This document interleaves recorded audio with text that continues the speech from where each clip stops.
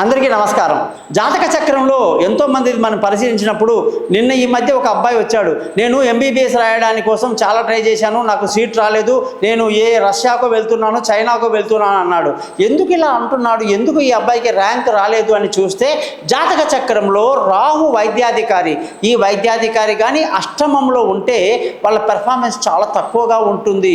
ఏదో పూర్వజన్మ అదృష్టం ఉంటే తప్ప, నవాంశంలో ఏదైనా తేడా ఉంటే తప్ప, జనరల్గా రాహు అష్టమంలో ఉంటే కష్టాన్ని తప్ప వేరే ఏమీ ఇవ్వడు. అష్టమ రాహు వల్ల వైద్య రంగంలో చేసిన ప్రయత్నాలు వమ్మవుతాయి, కష్టాలు మిగులుతాయి, ఫలితాలు శూన్యం అన్నమాట.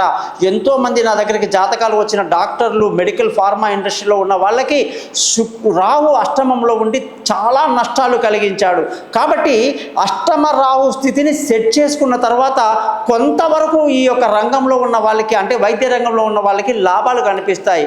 కాబట్టి మీ జాతకంలో లగ్నం నుంచి అష్టమంలో కానీ రాహు ఉంటే అది మీ యొక్క మెడికల్ సీటుకి సరిగ్గా పనికిరాదు. ఫార్మా ఇండస్ట్రీలో, మెడికల్ ఇండస్ట్రీలో మీ జీవితం బాగుండదు. ఇలాంటివి ఎన్నో జాతకాలు చూసి అనుభవంతో మీకు చెబుతున్నాను. మీ జాతకాలు నాకు పంపించండి, అసలు మీరు ఏ కోర్స్ చేస్తే బాగుంటుందో తెలియజేస్తాను. మీ గోపాలయ్య గారు.